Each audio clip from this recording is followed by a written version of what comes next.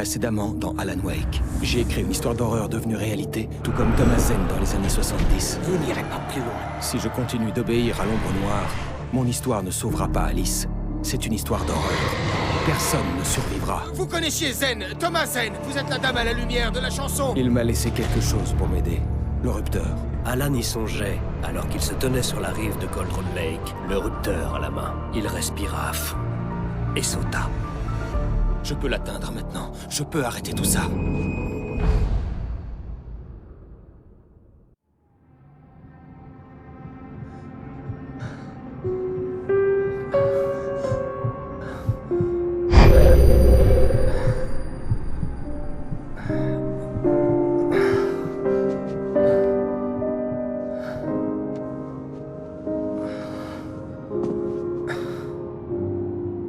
J'avais la gueule de bois. Ma tête allait exploser et la lumière me faisait mal aux yeux. J'avais besoin de lunettes de soleil et d'antalgiques pour calmer la douleur. Dans l'un de mes plus grands moments d'égarement, j'ai même juré d'arrêter de boire.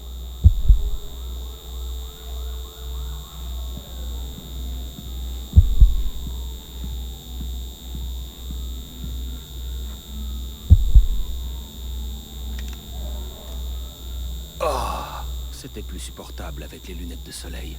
Je pouvais ouvrir les yeux sans avoir l'impression d'être un vampire en plein jour. Je ne savais pas si je pourrais m'en sortir sans antalgique.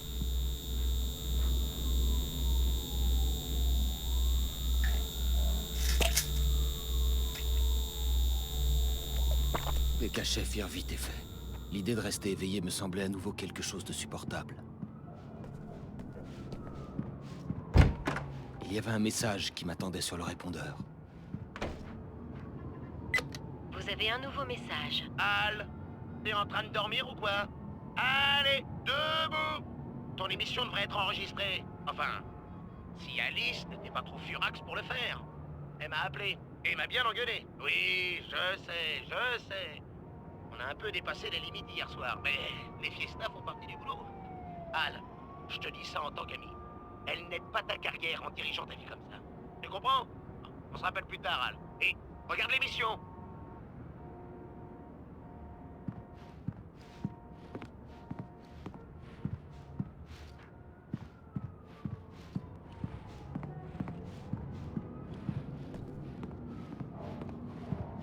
La veille, j'avais été invité dans une émission pour parler de mon dernier livre.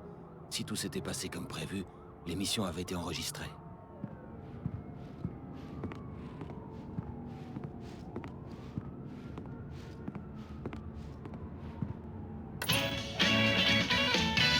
Mesdames et messieurs, bienvenue à tous dans le Harry Garrett Show. Merci à tous. L'émission de ce soir va être fabuleuse. Je suis en compagnie de l'auteur à succès Alan Wake pour évoquer son dernier roman, The Sudden Stop. Ouais, super bouquin, achetez-le. Non, c'est un bon livre. Écoutez, je vais être honnête. Est-ce raisonnable? Non, mais je le fais quand même. J'ai des gens ici qui lisent pour moi parce que je suis débordé. Mais celui-ci, je l'ai lu en entier. Et sincèrement, je l'ai adoré. Waouh, merci. Bon, ça risque de déflorer l'intrigue pour ceux qui ne l'ont pas lu. Mais enfin, au vu des ventes, il n'y a que 2 personnes dans ce pays qui ne l'ont pas encore lu. Mais ce nouveau roman met en scène la mort du personnage principal, Alex Casey, l'inspecteur dur à cuire de New York. Beaucoup s'en sont indignés. Pourquoi avoir tué Casey? Mais où aviez-vous la tête, bon sang? Bon débarras. Non, sérieusement. 7 ans et 6 livres, ça fait vraiment très long. C'était un compagnon de travail franchement trop déprimant. J'en ai bien profité, mais il arrive un moment où il faut explorer de nouvelles voies. Mon prochain livre reflètera ce changement de cap. Espèce d'égoïste. Vous ne pensez vraiment qu'à vous. Vous nous avez bien distraits pendant toutes ces années. Maintenant que vous le dites, Casey était un type déprimant. Il n'a jamais eu de chance avec les femmes sur le plan amoureux. Au fait, c'était autobiographique? Oui, c'est vrai, les amis de Casey avaient un peu tendance à mourir. Avec Casey, tout n'était que douleur. Mais non, il n'y a rien d'autobiographique là-dedans. Je suis marié et heureux. Ma femme est ma muse. Félicitations, nous voilà rassurés. Alors, comment se déroule votre tournée promotionnelle? Bien, très bien. Mais je dois avouer que je serais content de retrouver New York. On a beaucoup parlé de vous dans les journaux. Pas mal de fêtes et... Vous vous êtes battu avec un paparazzi. Bon, écoutez, ce type me cherchait vraiment des noises. J'ai pété les plombs. Je sais que j'aurais pas dû. Vous êtes connu pour vos coups de sang. Oui, mais je vous rappelle que j'ai aussi écrit plusieurs livres. Votre nouveau roman s'intitule The Sudden Stop et il est disponible en librairie. Aux 2 personnes qui ne l'ont pas encore acheté, courez-y maintenant. Mesdames et messieurs, c'est tout pour ce soir. Je tiens à remercier tous nos invités de ce soir. Alan Wake, Sam Lake, une dernière grimace pour la route, Sam? Et voilà. Merci à nos invités musicaux, les Poets of the Fall. Merci à vous et bonne nuit. Au moins, j'avais fait de l'humour. Je me dis que je pourrais m'en remettre. Chérie, tu vas regarder l'émission? Je n'ai pas dit de bêtises si c'est vraiment ce qui t'intéresse. C'est bon, grognon. Tu veux que je te donne de l'aspirine? Tu vas me reprocher d'avoir trop bu, c'est ça? Tu sais quoi? Retourne te coucher, Alan.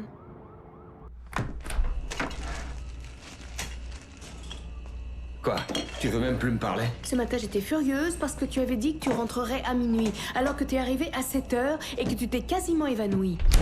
Bon, on n'en parle plus. T'es encore en colère? C'est cette foutue promo. Ça part en vrille. Oh, chérie.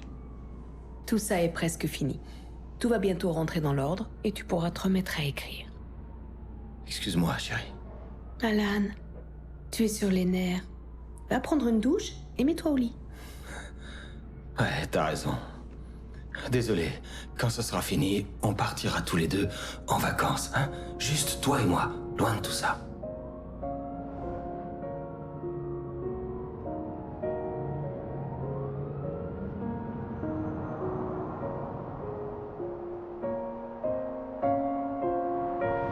Le rupteur était la clé qui me ramènerait au chalet. Je devais retourner à Cauldron Lake pour sauver Alice.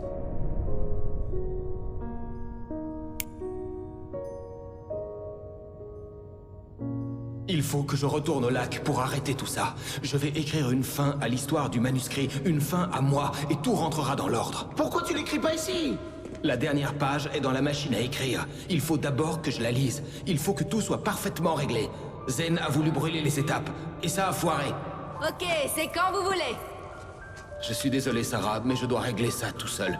Barry, prends son arme. Miss Weaver, fermez la porte derrière moi.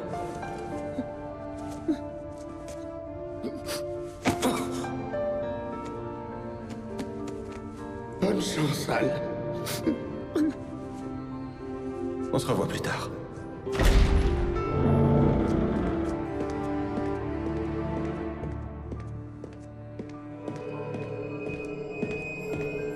Quand je suis sorti, il faisait beau et chaud. J'avais enclenché le rupteur.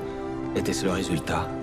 Je ne pris pas le temps d'y réfléchir. Je devais profiter de la lumière pour me rendre au lac. Sur la page de Zen, j'avais été au bord de Cauldron Lake, prêt à utiliser le rupteur. C'est là que je me rendais.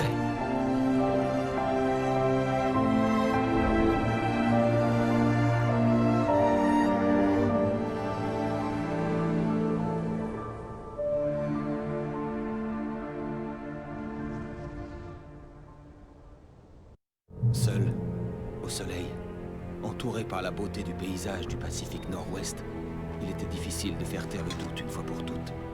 Je pouvais toujours tout mettre sur le compte d'un rêve, d'un délire. J'avais assez d'imagination pour inventer une chose de ce genre.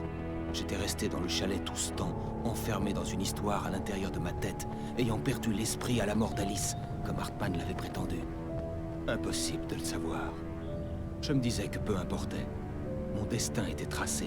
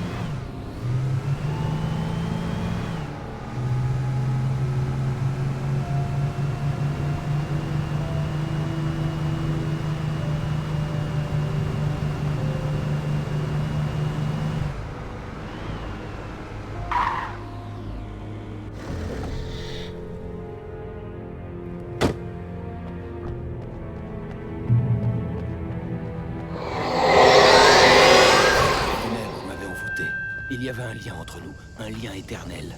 Je pouvais encore sentir leur présence se rapprocher.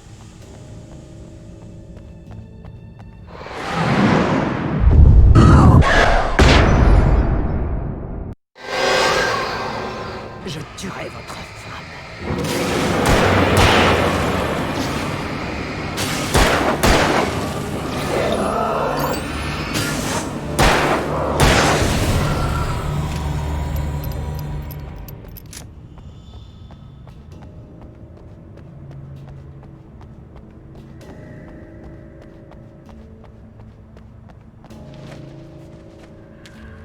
Ombre Noire ne tentait plus de capturer l'écrivain, afin qu'il puisse écrire la fin qu'elle souhaitait.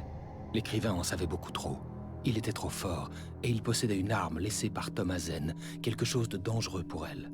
À présent, les ténèbres faisaient leur possible pour empêcher le romancier d'atteindre Cauldron Lake et l'antre noir dont l'ombre venait.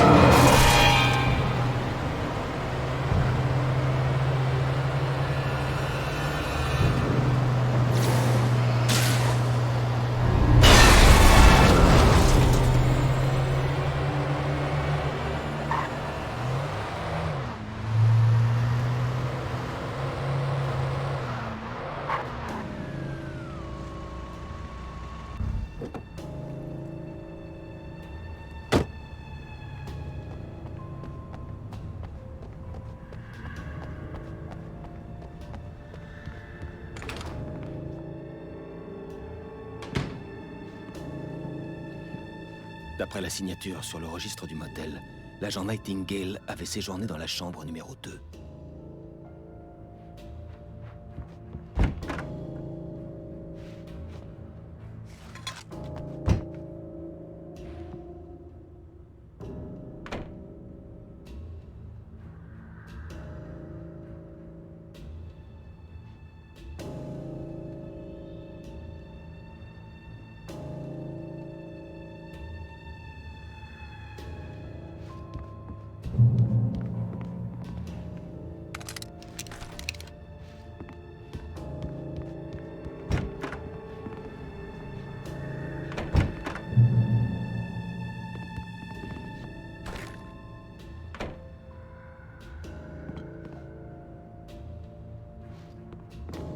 C'était dans cette chambre que l'agent Nightingale avait séjourné quand il n'avait pas été occupé à me pourchasser.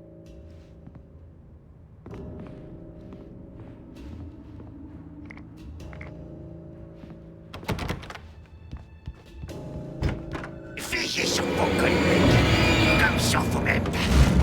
T'as bien failli m'avoir.